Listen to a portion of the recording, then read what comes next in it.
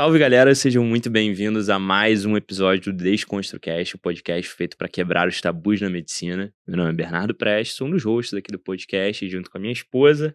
Em breve, né, amor? Noiva barra esposa. Daqui a pouco. A gente vai pro cartório. Médica, neonatologista, empreendedora, fundadora do Pediatra de Consultório, minha melhor companhia, minha co-host aqui do podcast. Bem-vindos, pessoal, a mais um episódio do DesconstruCast. Episódio especial hoje, hein? Mega especial. A gente tem o prazer de receber o que pouca gente sabe, que é um veterano meu de faculdade, né? Claramente ele é muito mais velho que eu, o tempo não fez muito bem a ele nessa jornada, mas é um cara que eu admiro pra caramba, que é médico também, clínico, fundador do Whitebook, que vai ser o nosso tema aqui, ouvindo os bastidores da história dessa construção desse aplicativo aí, que eu tenho certeza que vários de vocês já usam, e hoje é advisor de soluções digitais e inovação aqui na Áfia. Muito prazer, Bruno Lagoeiro aqui com a gente. Obrigado, Gabi, obrigado, B. Prazer, tô super feliz de estar aqui com vocês hoje. Prazer é nosso, mestre. E, pô, hoje a ideia aqui, galera, é a gente contar, óbvio, né, da ideia, desde a tese ali de construção, como que isso surgiu, e mais que isso, né, ouvir os perrengues, ouvir os bastidores ali, que eu tenho certeza que tem vários aí. Sempre tem, né? Sempre tem. Sempre, não é impossível. Eu gosto muito de... Não sei se vocês já sabem disso, né? Eu gosto muito de pinguim. Sou viciado em pinguim. Começou. Cada vez que eu encontro o Bruno, eu descubro uma coisa nova, inusitada. Lá em casa deve ter pra base de uns 30 pinguins, mas assim, entre camisas, bonecos, brinquedos. Enfim. Isso, eu acho bom você esclarecer pra audiência que não são pinguins de verdadeiro, né? Atenção, o Ibama, por favor, não tem Ibama vai bater na sua porta. Eu já pensei em ter um pinguim em casa, mas enfim. Eu sou viciado em pinguim e tal. E, cara, uma das coisas que eu mais gosto, né, da analogia com o pinguim, é que o pinguim é um animal muito família, muito resiliente, faz longas jornadas e tal, e se conecta. E ele mora no Polo Sul, né, enfim, foge de predadores, etc. E tem muita coisa das geleiras, enfim, dos icebergs e tal. Então, muito da história, o que eu ia falar é que muito da história é que a gente não vê o que tá embaixo d'água, né? E o pinguim é um animal que nada e vai lá no fundo e vê tudo, então espero que hoje a gente vai trazer um pinguim aqui pra contar a história debaixo da água do Whitebook. Então, vamos começar do começo, cara. Boa. Quando que começou essa ideia aí de, empreender? Eu sei que a história começou na faculdade de medicina, mas como que momento você te picaram aí com esse bichinho do empreendedorismo? Foi uma coisa muito natural, assim, eu costumo dizer, quando bato papo com as pessoas, né, que principalmente acho que em mentorias, etc., as melhores histórias, os melhores resultados e sucessos de empreendedores que eu conheci até hoje foram processos muito naturais. Acho que o processo de vocês dois também foi muito natural, e o meu também foi muito diferente disso. Isso facilita o founder market fit, né? Assim, a pessoa que vive a dor e sabe o que está passando e cria uma solução para isso. Então, a minha história começa justamente nisso. Começa com o Pedro, meu outro sócio. Ele era monitor de semiologia lá na UF. Eu não sei nem se ele chegou a ser monitor seu lá. Cara, eu não conheci ele como monitor de semiologia, mas eu rodei junto com ele no internato de clínica, né? Que ele era R3, eu acho, já, e eu era interno. E ele era o monitor da Semio, e isso era mais ou menos 2011, por aí. E ele olhava para os alunos que ele dava monitoria e via os alunos levando livro de bolso, anotação, papel, enfim, caderno para a beira do leito, né? Assim, era um negócio que incomodava ele, assim, um pouco. Ele falava, pô, o que esses caras estão levando, tá incomodando o paciente ali, etc. Clássico de um estudante de medicina num hospital universitário, é claro. E ele sempre foi um cara muito conectado à tecnologia, ele sempre gostou de tecnologia e fazer coisas diferentes, o Pedro. E aí, nessa época, 2012, era a época do iPhone 3, mais ou menos, do iPhone 4, era a época do boom dos smartphones no Brasil. Se vocês procurarem no Google aí, vão ver que boom dos smartphones foi mais ou menos nessa época. E o Pedro tinha que fazer um trabalho de conclusão de monitoria, e ele pensou, cara, por que eu não pego os resumos que eu tô botando para os alunos, que eu tô entregando para os alunos de sêmio, a matéria, que eles usam na beira-leito para colher a história, se conhece o caramujo, se mora, enfim, em casa de palafita, enfim. O checklist ali. Checklist. Né? E por que eu não boto num app, né, e entrego para esses alunos, né? Ele via que tinha muitos apps de medicina, principalmente americanos, em inglês, não tinha quase nada no Brasil nessa época, em 2011, 2012. E aí ele decidiu montar um app bem simples. Ele é um cara muito interessado em outras coisas. Montou um app bem basicão, assim, quase um e-book assim, de conteúdos para semiologia. Entregou para os alunos, tinha uma turma de 70 alunos. Só que depois de um mês tinha 500 downloads o app. E aí ele falou assim, opa, eu não fiz nada, por que tem, sei lá, 500 downloads aqui? Não entendeu nada exatamente o que estava rolando. E aí ele tinha uma demanda reprimida, ele não pensou assim na época, mas ele pensou assim, cara, todo mundo já baixou? Deixa eu fechar esse app, que até então era gratuito, vou botar cobrando $1 aqui e vou ver o que acontece. E aí as pessoas continuaram baixando o app. Então ele percebeu que tinha gente interessada em comprar app de conteúdo médico e tinham poucos apps de conteúdo médico na loja na época. E aí ele decidiu Na verdade, chamar... tinham poucos apps no mundo, né? Mas Tinha- eu acho que na medicina, principalmente, porque essa época aí, Sim. 2012, foi a época que eu entrei na faculdade, tinha aplicativo de anatomia, mas assim, sem exceção, todos eram aplicativos americanos. É, ou- verdade. Isso. Tinha pouca coisa em português, assim. Verdade. E aí o Pedro falou, cara, vou começar a fazer app, assim, é uma coisa que tem uma dor, acho que tem vários outros assuntos que a gente quer acessar rápido. E aí ele lembrou automaticamente do Dudu, do Edu, meu outro sócio. O Edu é clássico lá na faculdade. Exatamente, você que fez UF conhece, a Gabi não teve esse prazer de fazer faculdade de medicina tendo Porque o Eduardo. ele é famoso? Vai Ele explicar escrevia aqui os agora. melhores resumos da UF. Uns resumos Cara, super bem apenas. feitos, Eu acredito diagramados. que são usados até hoje, cara. São usados. Eu volto Ele minha era o conversa. Marcel, na minha faculdade era o É, Marcel. toda faculdade Toda tem um faculdade Eduardo. tem Toda um faculdade tem. Eduardo. A questão que o Eduardo levou isso a um outro nível, porque muitas vezes o resumo é a xerox do caderno, né, de É. alguém. O Eduardo, no caso, ele transformava o resumo num PDF bonito, tinha até a assinatura dele. Inclusive, a gente expulsava ele, tipo, semana de prova, expulsa o Eduardo da aula pra ele terminar o resumo pra gente dar pra prova, pra gente poder fazer a prova. Exato. Pô. Então, Maravilhoso. o resumo Tem dele que proteger o tempo do Eduardo. Com Exato. aquilo que é mais importante. No caso, fazer resumos. fazer o resumo. E aí o Pedro falou, cara, vou chamar o Eduardo, que era um colega de turma nossa na época, e falar, vou pegar os resumos do Eduardo e vamos colocar em app, né? Vamos fazer isso de uma forma melhor. E eu era muito amigo do Pedro, a gente começou desde o início da faculdade a fazer trabalho de pesquisa, iniciação científica, a gente publicou artigo pra caramba, escrevemos livro, ganhamos prêmio, fomos para os Estados Unidos. E ele gosta de brincar, porque eu sempre falo que ele tinha muito tempo livre, por isso que ele aprendeu a fazer app. Ele precisava de alguém que gostasse de falar, né? Então ele decidiu me chamar para ser o terceiro elemento aí para... Eu sempre gostei muito de negócios, tinha vários amigos que tinham feito engenharia, sempre gostei dessa área, para fazer a parte do marketing, do negócio, do produto, pensar para onde esse produto ir. Então a gente começou a montar aplicativos em 2012, muito num modo...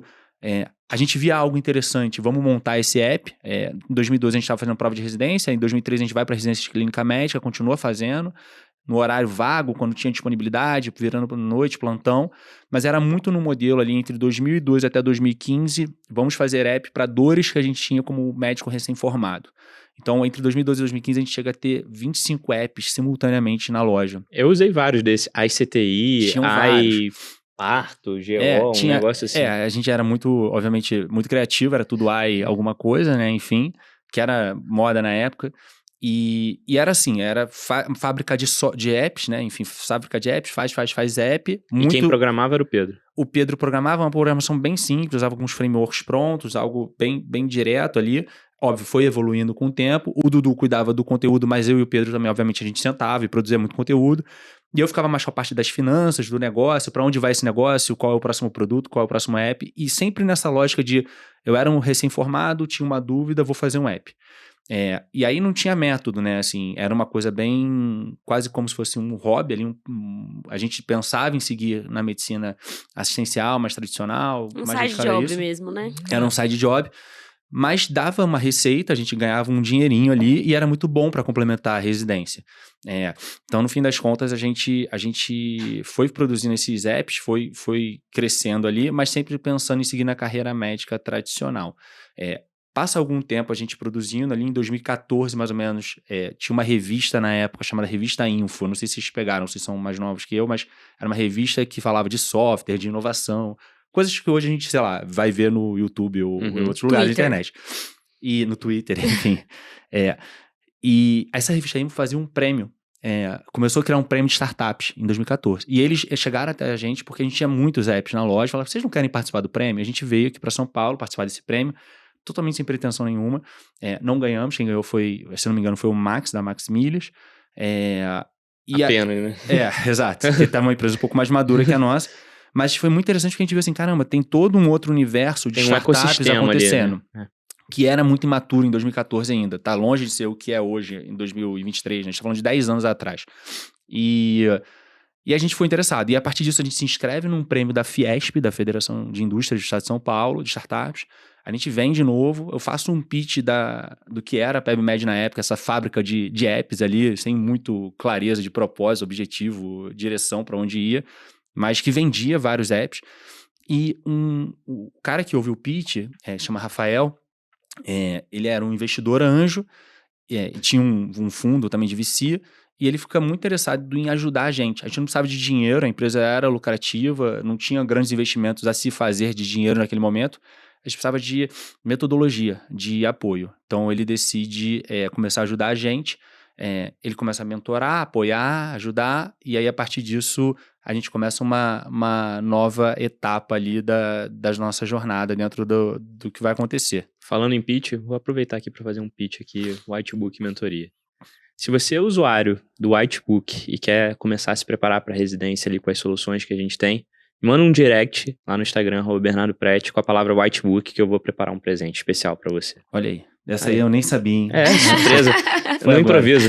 Acho que só é legal a gente falar pro pessoal que tá ouvindo a gente, como a galera é estudante de medicina, investidor anjo e o VC que você falou ali, legal. talvez dá uma explicadinha. Legal. Bom que eu acabei de fazer um outro vídeo pra AF, que vai sair em breve, fiquei atento às nossas redes, que eu falo um pouco de empreendedorismo médico, eu citei sobre isso, exatamente. Legal. Mas investidor anjo normalmente é uma pessoa que teve muito êxito durante a vida, enfim, tanto financeiro quanto de sucesso. Entrega, em geral, são ex-empreendedores ou executivos que tiveram grande sucesso. As pessoas tiveram uma experiência boa, conseguiram ter capital também, dinheiro, e se tornam investidores de empresas, principalmente numa jornada mais inicial da carreira ali. Então, eles são primeiros investidores, assim, e trazem, além do aspecto financeiro, né, menor do que fundos de investimento, eles trazem também elemento, principalmente de vivência, de experiência para ajudar. Mesmo, né? Know-how. Que é bem importante nesse... Exato. Ajuda bastante. E VC vem de Venture Capital, que é uma modalidade de investimento de risco, começou nos Estados Unidos, se espalhou pelo mundo, que vem justamente desses fundos que estão mais voltados à aplicação de investimento em rodadas diversas, desde pequenas empresas até empresas muito grandes, tipo Uber e afins, e que têm mais apetite a negócios de risco, né? Então, são investidores que estão mais conectados a esse mundo de startups, de tecnologias de uma forma geral. Boa. E, cara, uma coisa que você falou, e eu queria ouvir de você, é muito claro pra mim, tipo, que cada sócio ali tem um superpoder, né? O Pedro nessa visão de tecnologia, o Edu nessa visão de conteúdo. Qual que você acha que foi o seu superpoder aí nessa jornada? Eu falo que eu sou muito sortudo pelos meus sócios terem me escolhido. Pô, não posso falar o mesmo, né? Modéstia. E eu já ouvi deles também que eles se sentem sortudos por eu ter escolhido eles e a gente ter se encontrado nessa conexão. Inclusive, tem uma palavra em inglês para isso, que é serendipity, né? Que traduzido serendipidade, não sei se já traduziram, tem em português ou não oficialmente, que é justamente essa confluência de pessoas que se encontram e dali nasce alguma coisa. Isso aconteceu várias vezes na história da humanidade e eu acho que a gente teve muito essa coisa de complementariedade e inicialmente ela não foi pensada. Assim, hoje a gente olha foi pra orgânica trás, ali, né? a gente olha pra trás, a gente fala assim, não, caraca, o Pedro cuidava de tech, o Edu cuidava do conteúdo e o Bruno cuidava do negócio como negócio, mas na época não foi pensado. A gente era 3 colegas de turma, eu tinha uma intimidade maior com o Pedro por já ter trabalhado muito com ele, eu trabalhava muito bem com o Pedro. O Edu era um colega que a gente admirava muito pela capacidade de produção de conteúdo e a gente se reuniu. E aí começa, né, cara, assim, essa construção do papel não foi imediatamente a gente se dividiu dessa forma que eu tô contando pra vocês, bonitinho, assim, todo mundo ajudava em tudo e fazia o que tinha que fazer, que é normal quando você tá começando na empresa, você não tem tempo ruim, você faz, tem que fazer. Exato. E resolver os problemas. Desde a moça do cafezinho, até quem limpa o chão, até quem faz uma mega reunião e um mega pitch pra, né? Com certeza. E isso vai te permitir conhecer mais sobre o negócio. Mas óbvio que depois de um tempo, o negócio precisa ter uma coisa chamada governança, né? Então, entender exatamente qual é o papel de cada um, o que é esperado de você, qual é o teu limite, o que você espera do outro. E as sociedades, elas têm que ter um aspecto de confiança entre o outro, né? Então, e confiança, para mim, uma definição que eu gosto muito é você saber que o outro vai agir no teu melhor interesse quando você não está presente. Então, é isso. Então, quando você não está presente, você sabe que teu sócio vai agir também no teu interesse. E acho que aos poucos a gente foi se encontrando nesses papéis, e tem essa brincadeira do Pedro que eu gostava de falar, e eu sempre gostei de me comunicar, e eu tinha muito interesse por essa área de comunicação, de negócio, de mundo, de construção de empresas, E para eles isso já era um assunto mais chato, assim, eles tinham aspectos mais, características mais de especialista dentro disso, de entender mais do tipo, do detalhe da construção do técnico. Quase no artesanal ali, né? Eu gostava de fazer as conexões, de ir lá, de conhecer o investidor, de falar com as pessoas, de apresentar o negócio e de abrir essas oportunidades e principalmente de ter um papel também de ser o conector entre nós três também ali. Então acho que eu fiz durante muito tempo também esse papel de provocar os outros dois e alinhar entre a gente e construir cultura e fazer essas coisas. Então acho que aos poucos foi engraçado porque eu parei um pouco a história aqui, mas depois que eu conheço o Rafael, ele faz uma coisa que foi o nosso grande ponto de virada, que é influenciar a gente a dar uma pausa de 1 ano na medicina.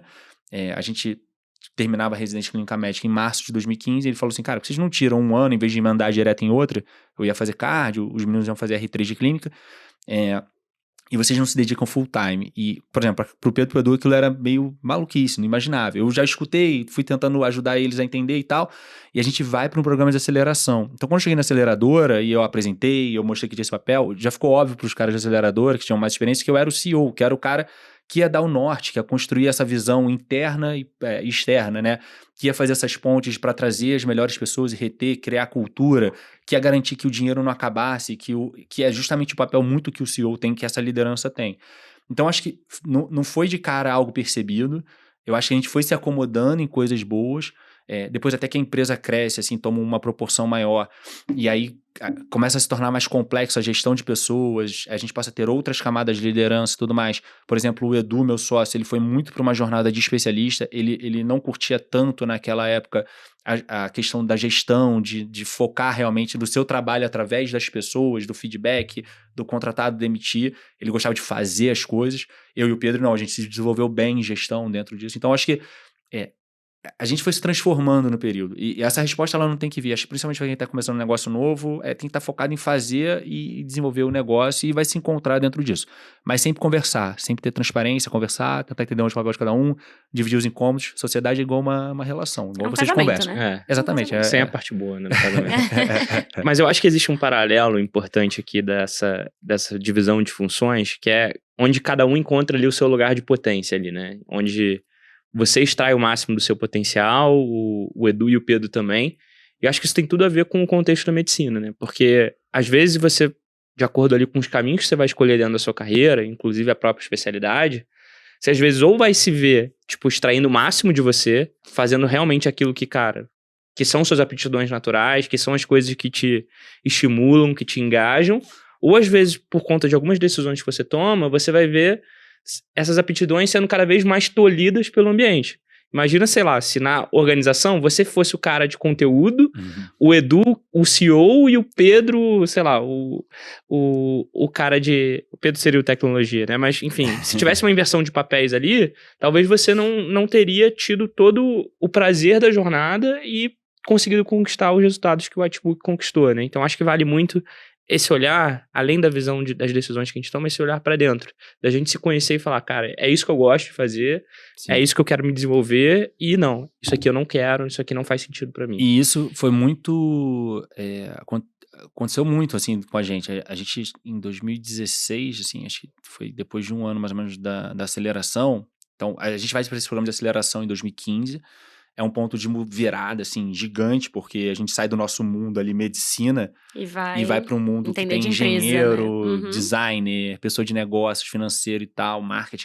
Então, a gente começa a olhar toda uma outra jornada que a gente não estava exposto, a gente começa a evoluir o negócio, daí que surge a ideia de pegar os 25 produtos, olhar para eles como MVPs, como produtos iniciais, ali, mínimo produto viável, aquela primeira versão, e entender o que tinha de melhor de criar um produto novo, que foi lançar o Whitebook. A gente lança o Whitebook nesse processo. Qual ano isso? 2015, outubro de 15. Então, 2011 começa, vamos dizer assim... 2012 oficialmente, 11 com o Pedro, 12 eu, Pedro e Dudu, de 12 a 15, 25 apps, que eu considero que foram 25 testes que a gente fez, retrospectivamente falando. E aí, 2015, um dos grandes aprendizados da aceleradora cara, não faz sentido ter 25 produtos, vamos descobrir o que tem de melhor em cada produto e também outras dores que o usuário tem para resolver, e vamos criar um produto novo, único, para vocês focarem em um produto só, pararem de ter que olhar para um monte. E a gente faz essa mudança, que foi uma mudança fundamental. Então, assim, estar na aceleração foi muito importante pra gente. E, cara, foi muito rápido, né? Porque, assim, eu acho que eu comecei a usar o Outbook, eu ouvi falar pela primeira vez, eu nem sei se eu tava no internato, eu entrei no internato em 2016, então, foi ali, final de Foi muito 2015, rápido. começo de 16, alguém da faculdade falou, a gente tava, acho que, passando por algum estágio no ambulatório, não sei se foi algum professor, gente, olha só, olha esse aplicativo. E aí Exato. todo mundo, tipo, nossa, como assim? E Ele começou a usar. viralizou muito rápido, Gabi. E foi muito bacana. Eu acho que viralizou muito rápido também porque a gente já tinha esse repertório de apps. E foi difícil na época, porque tinha muitos usuários que se sentiram órfãos da gente ter múltiplos apps para ter um produto só. Porque eles não entendiam. Por que eles estão fazendo isso? E a gente foi explicando e foi mostrando e deu vários benefícios para eles na época. E depois, obviamente, a gente via, mesmo os mais raivosos, depois de um tempo a gente via usando convertendo e dando nota positiva. E aí, a gente passa por essa fase, então vira meio que uma empresa mesmo na aceleração, passa a se dedicar full time ao negócio, começa a contratar as primeiras pessoas em 2015. E aí, em 2016, a empresa já está rampando, o Whitebook crescendo, a gente já lança o segundo produto, que é o portal PebMed. E aí a gente se vê justamente, sei lá, na empresa devia ter uns 20 funcionários, mais ou menos. Era nós três, mas umas 20 pessoas que a gente contratou. É o momento que a gente começa a se ver justamente nesse ponto que você falou, assim, cara, quem sou eu dentro disso? O que eu faço? quero? Uhum. Primeiro já tinha um choque muito grande da gente ter deixado a medicina assistencialista tradicional, que era a expectativa que, sei lá, nossa família, amigos, etc. tinha, para se dedicar ao mundo do empreendedorismo. E você brinca que foi um sabático que durou 8 anos até agora, né? Tá durando até hoje eu ainda, né? tô nesse intervalo, nesse Mas sabático. acho legal você trazer isso, porque acho que todo mundo que tá sentado nessa mesa passou pela mesma coisa. Sim. Né? E é realmente o contra-intuitivo, né? Você passou ali, Como é que foi essa decisão? É o contra-intuitivo e eu acho que ele tem uma pressão que a gente acaba criando, óbvio.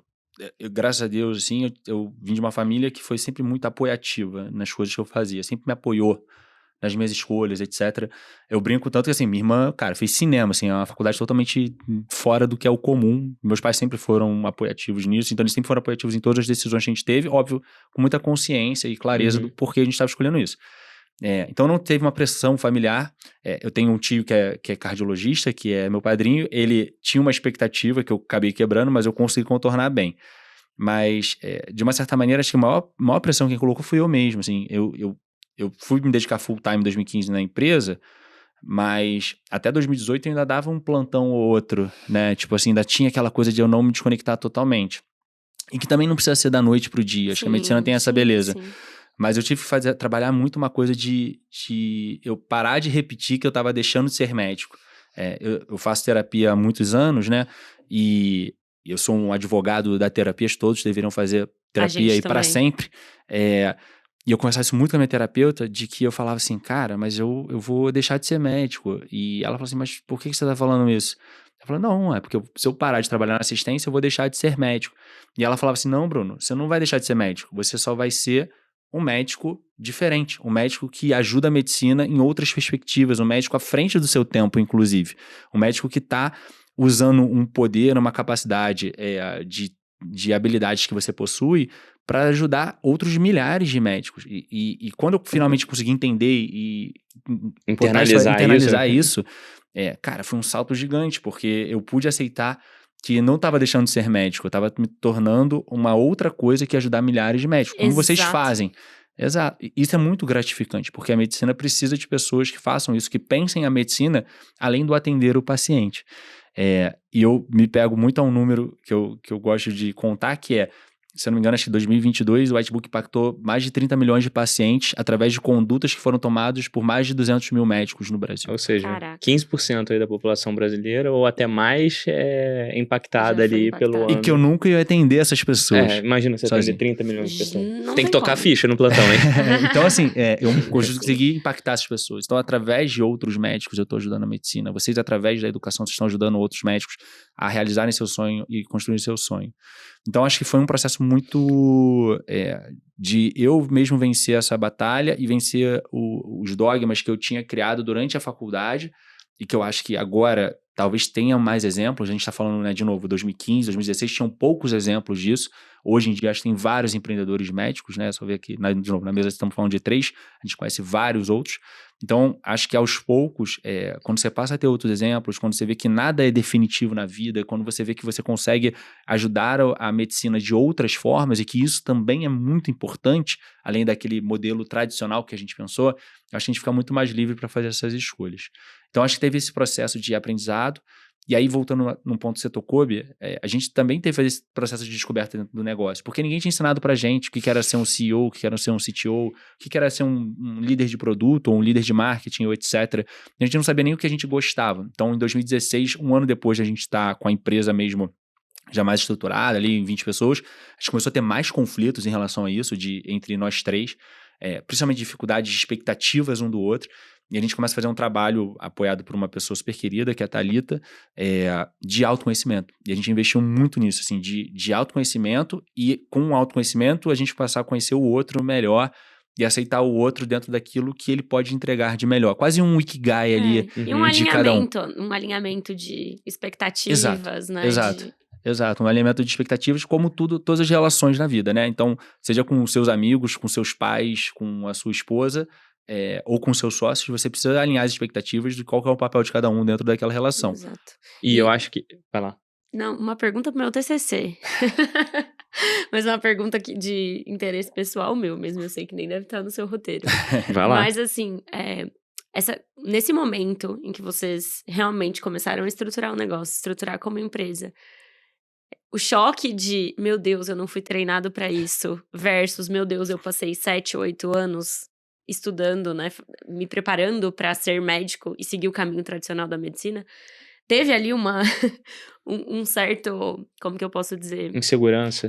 Não só insegurança, mas sabe, The Sims travado, Com assim, quando certeza. você fica tipo... Com The certeza. Sims travado. Mas eu assim, acho que volto para um ponto, assim, eu falei muito do papel que o Rafael teve, que foi esse mentor, né, enfim, que era um investidor, que veio desde o início, não, cara, vocês não precisam de investidores, vocês precisam de alguém para orientar vocês.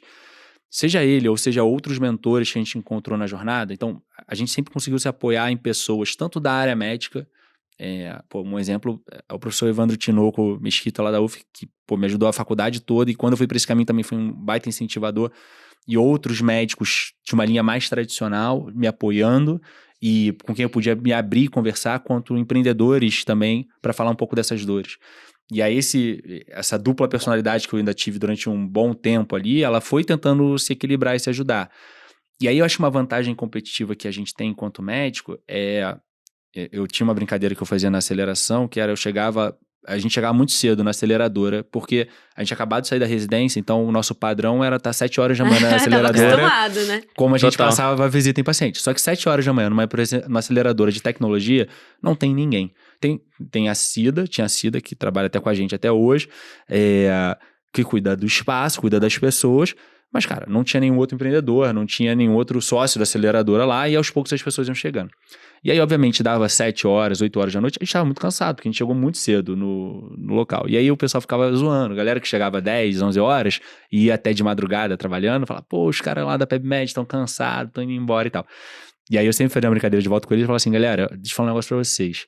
Se tudo der errado, eu volto a ser médico, só pra avisar. E aí eu saía assim, e era só galhofa, né, eles ficavam rindo, mas eu acho que isso é uma vantagem, e a gente usa pouco ela. A medicina é uma profissão que eu sou mega defensor, eu acho a medicina a profissão mais incrível que existe, por vários motivos, pela possibilidade de carreira que você consegue construir, pela possibilidade de reputação que você consegue construir, pela possibilidade de ganho financeiro que você consegue fazer, pela segurança que existe ao redor, óbvio, nada é fácil, nada é simples, a credibilidade também que você tem. É muito diferenciado, assim, converso com outros amigos, também, né, é muito diferenciado. E óbvio, também a moeda da gratidão, que nem pouquíssimas profissões têm. Exato.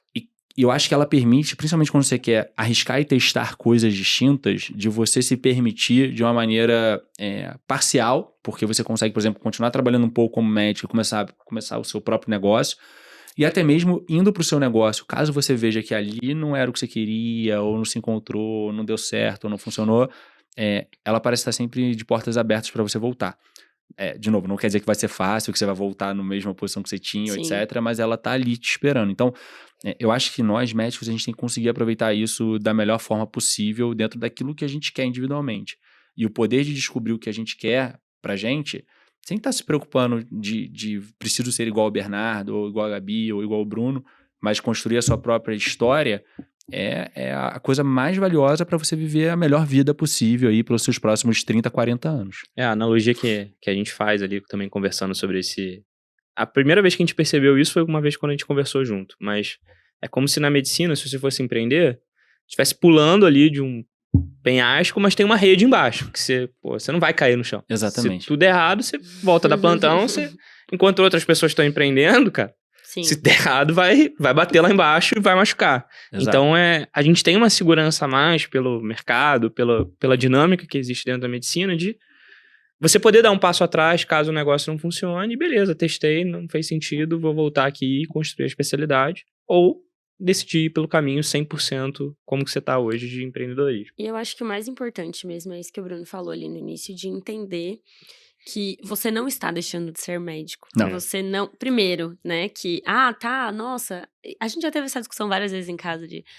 nossa, então quer dizer que eu segui o caminho errado. Nossa, quer dizer então isso é uma boa que provocação, eu escolhi a coisa errada, que eu passei 6 anos, que eu gastei... Você perdeu aspas, aquele tempo. Que eu perdi 6, 8, 10, no meu caso, anos da minha vida pra isso. Não. Se você não tivesse seguido exatamente esse mesmo caminho que você seguiu, essa segunda possibilidade, essa segunda porta que se abriu, não nem existiria. Não existiria, exatamente. Acho que nenhum de nós aqui abriria a mão de ter feito faculdade de medicina ou ter feito residência. Acho que foi toda a jornada que precisava passar para a gente se desenvolver. E eu acho que dentro da medicina, a gente é muito treinado a ter qualidades que são úteis como empreendedor. É só parar e pensar assim, a gente durante a medicina treina e aprende como é que a gente investiga uma doença, né? Como é que a gente cria método para criar checklist, para fazer comparações, para fazer lista de prioridades e diagnósticos diferenciais dentro disso. E ser empreendedor que passa muito por investigar uma dor, testar, validar, entender, analisar números, fatos e dados, entrevistar e conversar com pessoas, tem muito a ver com o que a gente treina na medicina. A gente só tem que tentar aplicar isso a uma outra perspectiva. Então, tem habilidades que a gente desenvolve, é tipo um superpoder. Então, eu acho que a gente tem que valorizar muito essa construção de carreira e tentar muito focar no que eu quero pra mim, como eu quero pra mim. E eu acho que tem uma outra lição importante dessa jornada, Brunão, que todos os empreendedores médicos que eu conheço, inclusive os 3 aqui, mesmo já tendo sido picado ali alguns pelo bichinho do empreendedorismo na faculdade, todos optaram ainda por se especializar. Ou seja, fizeram uma primeira especialização, a maior parte deles residência, e aí, em paralelo a essa jornada de se especializar, foram cada vez mais dando profundidade à iniciativa e vendo que, aquilo faz sentido. E essa é uma dúvida que surge muito ali quando a galera mais nova pergunta, mas será que vale a pena fazer residência? Eu quero empreender, eu quero fazer alguma coisa. E, cara, da mesma forma que a medicina te traz uma segurança, você se tornar especialista dentro da medicina é uma camada de segurança ainda maior. E não só, acho que não só pelo aspecto da segurança, da especialidade, eu acho que isso é fundamental, mas também pelo amadurecimento, né? Total. A gente sai da faculdade de medicina muito imaturo em relação ao que é o mundo profissional. Total. Que é o mercado, né? Porque a gente passou 6 anos, fora o tempo que muitas vezes você levou para passar na faculdade de medicina, para passar no vestibular, você passa 6 anos dentro de uma bolha do que é fazer faculdade de medicina e estágios, etc., que é completamente diferente de alguém que, por exemplo, fez engenharia e se lançou no mercado ali no 3º período para fazer estágio num banco. Entendeu? E começou a ver na cara dura, tipo, quais são as dores, etc. Então, eu acho que vivenciar pelo menos esses 2, 4 anos de residência podem te ajudar a criar essa maturidade das relações do trabalho, das responsabilidades do trabalho, do dever que você tem. E isso vai te ajudar a amadurecer e crescer. Óbvio, existem casos fora da curva, existem casos de pessoas que vão abandonar a faculdade e vão se dedicar a isso. Eu tenho um caso muito legal de um empreendedor que eu conheci há pouco tempo, até fui no podcast dele recente, que é um empreendedor americano, que é o Shiv, é o cara que criou o Osmosis, que é um produto super legal de educação médica, e ele fazia faculdade na John Hopkins, que é simplesmente uma das melhores do mundo. Apenas. É igual o fulaninho, né? Zé das Couves. Eu vou largar aqui, igual o Mark Zuckerberg. O Mark Zuckerberg largou Harvard, Exato. Né? Não é a Zé das Couves, né? E o Shiv, eu acho que eu não lembro qual foi o período que ele largou, mas ele saiu no início da faculdade, início e meio da faculdade, porque ele já tinha criado a ideia do Osmosis ali no ciclo básico. Um produto até bastante útil para essa parte. Uhum. E o negócio começou a crescer, ganhou uma força e tal. E aí agora, anos depois, ele vendeu o negócio para a Elsevier e tudo mais. Ele virou um executivo da Elsevier. Agora ele voltou, porque lá nos Estados Unidos dá para trancar e voltar. Ele voltou e está terminando a faculdade de medicina, porque ele acha que ele precisa disso. Mas isso é uma exceção, não tem a menor dúvida que o caso dele é uma exceção, não tem a menor dúvida que ele diria isso aqui se ele estivesse aqui com a gente. O caso de empreendedores locais, brasileiros, etc., a galera termina, faz uma especialização, faz uma pós, faz uma residência, para ganhar esse amadurecimento que eu acho que é fundamental pra gente. E às vezes desculpa, amor. Às vezes a especialização tá até ligada com o que vai aparecer, Exato. com o que a pessoa vai fazer, que é o meu caso, por exemplo. Com certeza. Cardio Com certeza. Papers também. Cardio Papers. Um outro caso que eu gosto muito, que é o Vander da BIP Saúde. Muita gente não sabe, o Vander, para mim, é um dos melhores empreendedores médicos do Brasil. Um grande amigo também. Ele tem 2 empresas. Ele tem a BIP e tem uma primeira empresa que ele criou, que já tem mais de 15 anos de vida, que é a BR Med, que é uma das maiores empresas de medicina do trabalho do Brasil. Se eu não me engano, é a maior. E ele criou isso, ele terminou a faculdade de medicina, ele já sabia que ele queria empreender, ele já empreendia durante a faculdade de medicina de outros negócios, e ele terminou, foi fazer uma pós no IBMEC de gestão, um MBA, e aí ele fez a pós, e ele viu que o mercado de medicina do trabalho era um mercado interessante de medicina ocupacional, ele foi fazer uma especialização de medicina do trabalho para entender também um pouco disso. Trabalhou no bombeiro, trabalhou em outras coisas, mas teve essa vivência, mas casou ali, já vou fazer essa especialização aqui, já vou nesse ramo, porque é o ramo que eu quero criar um negócio, que eu quero, enfim, desenvolver meu negócio. E aí, continuando aí a história do White, cara, o produto super cresceu, foi adquirido ali pela Afya, foi em 2020, né? Foi 2020. E, cara, dentro dessa jornada, qual que você acha que foi o momento mais desafiador? Qual foi o momento que você falou, cara, não vai dar certo, vai dar merda, muito problema, muito desafio? Eu não sei se eu consigo dizer o momento. Isso que eu ia falar. Em vários momentos isso deve ter acontecido. Vários momentos De você botar a mão na cabeça e falar, meu Deus, o que eu tô fazendo com a minha vida? Eu acho que tiveram... Acho que é muito legal, assim, na minha história, que eu consegui fazer um ciclo que eles falam de ciclo completo do empreendedor, enfim. E tô numa fase diferente aqui na Afya também, como executivo e agora como advisor.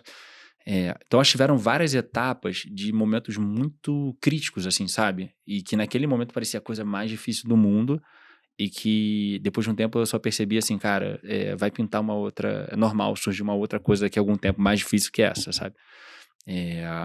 Então, acho que tiveram vários momentos, assim, cruciais dentro disso, sabe? A gente teve alguns momentos no início da jornada de conflito entre sócio, apesar da minha relação ser muito boa com meus 2 sócios, a gente ter se tornado amigos de verdade. Eu acho que esse papel que a gente foi tentando se encaixar, se descobrir, etc. Tivemos alguns momentos de alinhamento de expectativa que foram muito difíceis, mas que depois a gente amadureceu e aprendeu a lidar com isso e a gente conduziu super bem. O momento de ir para a aceleração foi super difícil, foi uma escolha super difícil pra gente, super crítica. Acho que o primeiro momento que a gente começou a ter ali um volume de 20, 30 funcionários e começaram a ter os primeiros problemas de choques de cultura ou pessoas que estavam intoxicando a cultura, gerando algum problema interno, foram momentos muito complexos para resolver também. Então, acho que sempre tiveram desafios dentro disso e que fizeram parte do meu ciclo de amadurecimento que geraram dor, sofrimento e aprendizado, né? Então, acho que tiveram momentos muito chaves, assim. E a gente teve um tipo de negócio que a gente não teve captação, né, de investidor. Então, acho que também isso é um pouco diferente. Acho que é um pouco parecido com a tua história, Bia, né, e além da medicina dentro disso. Mas eu, hoje em dia, sou investidor de várias empresas e mentoro vários empreendedores. Eu vejo muito que a coisa do dinheiro tá acabando e precisa captar, investimento é muito dolorosa. Bizarro, né? Então essa seja uma das mais difíceis, mas de novo, acho que essa coisa do dia a dia, de construir cultura, de muitas vezes você sentir que você tá dando mais energia numa coisa, sei lá, tô dando muita energia no produto e não cuidei tanto das pessoas e isso começou a gerar um problema, ou então comecei a cuidar muito das pessoas e não me liguei no produto, numa inovação e surgiu um concorrente, e aí sempre você superdimensiona o poder que o concorrente pode ter contra você. Então acho que sempre teve esses pequenos momentos. E nos momentos de calmaria também eu sempre ficava muito preocupado, porque quanto mais calmaria tinha, mais certeza tinha algo que eu não estava enxergando, que estava acontecendo e que ia explodir daqui a pouco para eu resolver dentro disso, sabe? Porque no final do dia, se o problema não tá ficando mais difícil, é porque você não está evoluindo. Exato. Né? E quanto A mais você vida é sobre evolui, isso. o game vai ficando complexo, as coisas vão ficando difíceis. Quanto mais Você você vai passando de escala um fase. negócio... Exato. O chefão vai ficando mais difícil de matar. Vai ficando mais difícil e quanto mais pessoas, mais complexo, né? As organizações, as empresas, elas tem um termo que são peças ficcionais, né? Então, pega um pedaço de papel, as pessoas escrevem um contrato social, que é uma peça ficcional, vai alguém lá, carimba, diz, isso aqui tem validade, mas aquilo ali não existe. O que existe das empresas sou eu, você, tipo, são as pessoas. Então, quanto mais você cresce um negócio, quanto mais pessoas você tem dentro dele, mais complexo fica, mais difícil fica, mais diferente as pessoas pensam, mais diferente as pessoas vão agir da forma como você agiria se você estivesse ali sozinho. Então, acho que essa complexidade do negócio evoluir, esse ecossistema, isso é muito desafiador. A gente faz parte hoje da África, uma empresa de, se eu não me engano, 10 mil funcionários, que tem gente em múltiplos estados, e a gente vê isso. As situações vão se tornando emaranhadas e complexas e difíceis, e você tem que saber navegar dentro disso e lidar com as coisas conforme elas vão aparecendo. Eu gosto de fazer uma analogia desses ciclos de vida da empresa com o futebol, que é tipo assim, no início você tá jogando um campeonato de várzea. Então tem 3 caras que estão ali no campeonato de várzea, que o jogo é domingo, mas sábado os caras estão na balada, estão fazendo outras coisas e beleza. Aí você ganha o campeonato de várzea, aí você vai lá, começa a jogar a Série D, tem alguma organização, tem algum sistema, tem uma tabela, um campeonato, outros times. E aí você vai subindo. Conforme você vai subindo, você vai contratando outros jogadores, você vai trazendo mais pessoas, e aquele negócio vai ficando mais sério. Aquele treino ali que você tinha que fazer uma vez por semana, agora você treina todo dia. Aquele tempo que você se dedicava como uma atividade paralela, agora talvez seja sua atividade principal. E eu acho que o mais difícil dessa jornada de crescimento, até você chegar à Série A, Libertadores, Mundial, Champions League, é você entender que algumas pessoas vão acompanhar esse amadurecimento e vão estar dispostas a jogar esse mesmo jogo que está sendo jogado agora, e outras não. Outras vão estar ainda com a cabeça presa ali na Série D, no modelo como era o trabalho, e às vezes vão ser até saudosistas daquela época de que, lembra aquela época que a gente ia, jogava, bebia depois? Era legal, mas essa época não existe mais, não tem mais espaço para isso. Acho que acompanhar esse ritmo de amadurecimento da empresa versus o ritmo de amadurecimento das pessoas é super crítico e super desafiador. Isso é uma dor super comum nas empresas que estão escalando, né? Que a gente fala que estão aceleradas e etc. Exato. Eu passei por isso na PebMed, tive pessoas ótimas que foram fundamentais para tudo que a gente construiu durante um bom tempo, mas conforme o negócio ia evoluindo e a gente precisava transformar o negócio e mudar algumas coisas e fazer as coisas de forma diferente, é o que você está dizendo, algumas delas estavam dispostas a se adaptar e outras não. E durante muito tempo, assim, eu sofria com isso porque eu sentia que as pessoas ficavam quase decepcionadas comigo, assim, como líder, sabe, em relação a isso. Mas depois de um tempo eu passei também a entender que tá tudo bem, assim, talvez para aquela pessoa não fizesse mais sentido a empresa no jeito que ela tava, e talvez ela tivesse que buscar uma outra jornada para ela. E da mesma forma isso poderia ter acontecido com os meus sócios, não aconteceu, já havia acontecer entre sócios, por exemplo. E acho que a gente volta de novo para um ponto que a gente tem falado muito, que é o que você tá afim de jogar, o que você tá afim de fazer, o que você tá afim de fazer parte, sabe? Acho que isso deve ser a coisa mais valorizada entre nós e da onde a gente tem que tirar ali a força para saber onde a gente quer estar ou não, enfim. E caminhando pro reto final aqui, mestre, são 10 anos aí nessa jornada de empreendedorismo e, obviamente, você aprendeu coisa pra caramba. Voltando lá atrás, o que você sabe hoje que você julga ser o mais importante que você não sabia 10 anos atrás pra gente passar aí pra nossa audiência, essa visão? Que eu sei hoje, que eu não sabia 10 anos atrás, que eu valorizo. Só perguntinha fácil aí. Tranquilo, sem briefing. Podia ter briefado. Eu acho que uma coisa que vem muito rápido na minha mente é ter mais paciência com as coisas. Eu acho que há 10 anos atrás eu tinha muito menos paciência e era muito mais ansioso. Eu acho que hoje eu sei observar os problemas acontecendo e as coisas evoluindo, talvez, muitas vezes por um caminho que eu não espero ou que eu não gostaria, né? E eu tento, em vez de me desesperar e me afobar, tentar respirar e observar, tipo, beleza, por que isso está acontecendo, para onde está indo, quais são as consequências, tem alguma consequência? E acima de tudo, tentar pensar se tem alguma coisa que eu posso fazer, né? Assim, então, tá dentro do meu controle ou tá fora do meu controle, né? Assim, se tá fora do meu controle, eu consigo influenciar, eu devo influenciar ou vou deixar as coisas evoluírem. Então, acho que se eu pudesse falar pro Bruno uns 10 anos atrás, é um pouco mais de ter calma e ter mais paciência em relação a como as coisas se desenrolam. Viu? Sem briefing é melhor, que aí vem mais espontâneo. E um conselho pra quem tá começando essa jornada, Brunão? O conselho que eu mais gosto de dar, que acho que eu já falei já no antigo evento do Além da Medicina, Burn-In, o pré-Burn-In. Pré-Burn-In. Né? Enfim, aliás, teremos Burn-In. Teremos daqui a... Eu não sei se esse episódio já vai sair quando já Pois tiver acontecido, né? Mas dia 7 de Não, outubro. acho que não, 7 de outubro.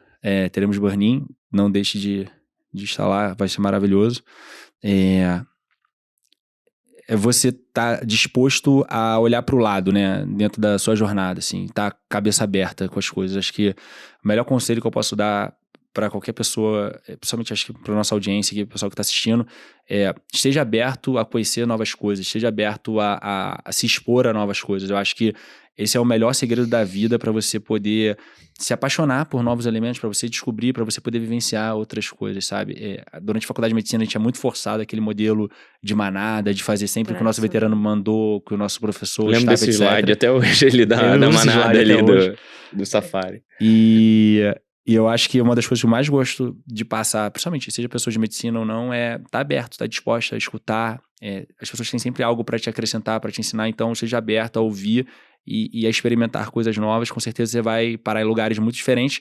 E a minha história tem muito disso, porque a gente começou no último ano de faculdade, a gente começou durante a preparação para residência e a gente queria seguir uma carreira tradicional. Então a coisa mais fácil que a gente podia ter feito na época é falar assim, pô, Pedro, sinceramente, vou fazer app não, cara. Eu acho que a vida é essa aí, pô, legal que tu fez teu trabalho de monitoria, mas, cara, bacana, vambora, vamos focar aqui nas aulas só do médico. Quantas ideias maravilhosas morreram assim, né? Exato. E só um parênteses dessa história do Pedro, da monitoria, é muito engraçado. Ele fez, era o projeto de conclusão de monitoria, e tinha um concurso na UF na época. E ele, se eu não me engano, ficou em segundo lugar, enfim, ele perdeu o concurso. Ele achou que ia ganhar, né, com um app de semiologia. Quem ganhou foi um vídeo de como montar e desmontar Descarpac. Você vê como é que o negócio é... Não, mas a vida é assim, então acho que é um ponto pra gente... Quem sabe o cara que fez o vídeo poderia ter montado uma ideia e ter feito um negócio maior com o Whitebook, né? Exato, mas anos depois, isso eu tenho que reconhecer, anos depois a UF chamou a gente lá e reconheceu como notáveis aí da trajetória. Isso foi muito bacana. Mas legal falar até que não vai ser só sucesso, né? Não vai ter só histórias de sucesso. Pelo amor de Deus. Pessoal, contrário. Essa história aqui não é a regra, ela é a exceção. Pô, a gente sabe que acertar de primeira um negócio é muito difícil. Na verdade, a maior parte das empresas, elas vão falhar e as pessoas vão pivotar e vão mudar os negócios. Tem milhares de casos, a gente pode vir um dia só ficar analisando isso, discutindo, mas a gente tem a cultura latino-americana, que é uma cultura que é muito punitiva com a falha, né? O norte-americano não tem essa cultura, por exemplo. O norte-americano ele é muito voltado à experimentação. O erro, a falha, na verdade, ele é até considerado você ter dado errado um negócio, é uma experiência que você viveu. Exato. E aquilo é valorizado. É valorizado. Aqui na América Latina, não. A gente tende a punir, de tratar, putz, fulano quebrou uma empresa, lá, tá, ele falhou, ele é um fraco. Então, assim, saibam que isso é exceção, acertar de primeira. E, cara, vai ser natural vocês construírem, errarem, enfim, desconstruírem e reaprenderem. Muito bom. Show de bola. E a tradição final aqui do podcast, cara, é pedir pra você recomendar algum livro aí pra nossa audiência. Tá bom. Esse eu fui brifado, esse tinha ouvido. Esse aí... Mas fui brifado, faltando 1 minuto pra começar. Vocês são maravilhosos. Na porta aqui, ó. O microfone já na... Eu tenho muitos livros que eu gosto, muitos mesmo, assim, que eu poderia recomendar e, sei lá, desde livros de negócios, etc., biografias e tudo mais. Mas não sei porquê, durante o nosso papo aqui veio um livro, eu falei, deixa rolar, o que vier o livro na cabeça eu vou falar.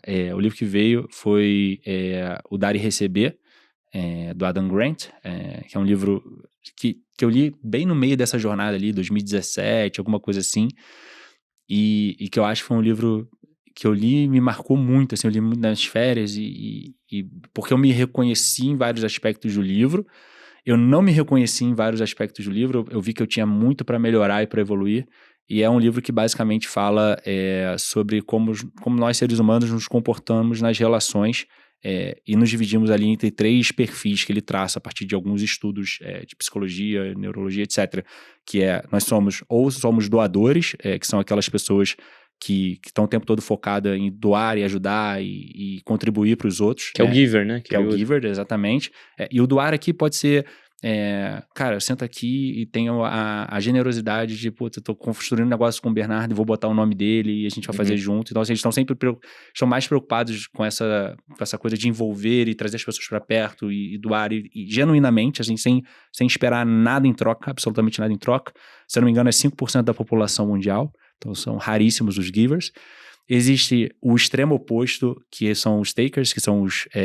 eu não lembro como é que eles chamam em português, mas são as pessoas... são os tomadores, né? São as pessoas que tomam, que são justamente os caras que justamente estão justamente opostos, assim, as relações são todas pautadas em explorar interesse, etc.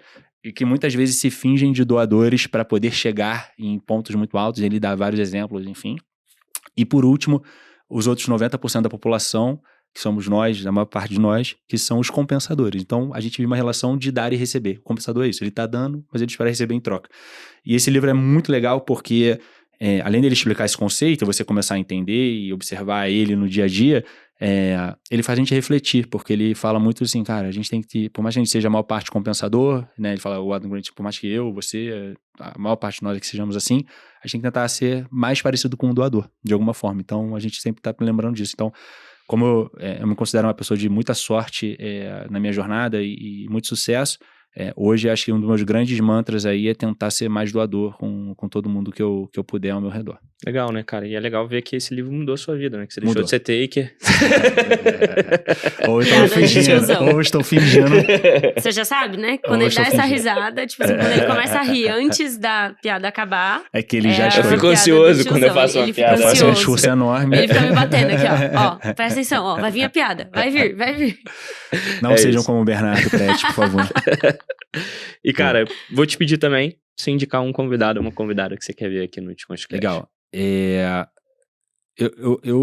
Tem 3 médicos que eu tô muito conectado agora, porque a gente tá com um projeto novo, que a gente tá começando, que é o Vander, que eu citei aqui da BIP, o Guilherme, que é o fundador e CEO da Conexa e do Jaleco, e o Lucas, que foi cofundador com o Guilherme no Jaleco, e que são 3 médicos do Rio, super bacanas, e que tiveram uma jornada também super curiosa, super interessante, cada tipo de produto, mercados distintos, tem gente que é B2B, legal, tem gente que é B2C, ou seja, vende para empresa, vende para o consumidor final, e passaram por coisas similares e a gente troca muito. Então, eu vou indicar 3 pessoas, e aí vocês tentem trazê-los. Vamos convidá-los, todos eles.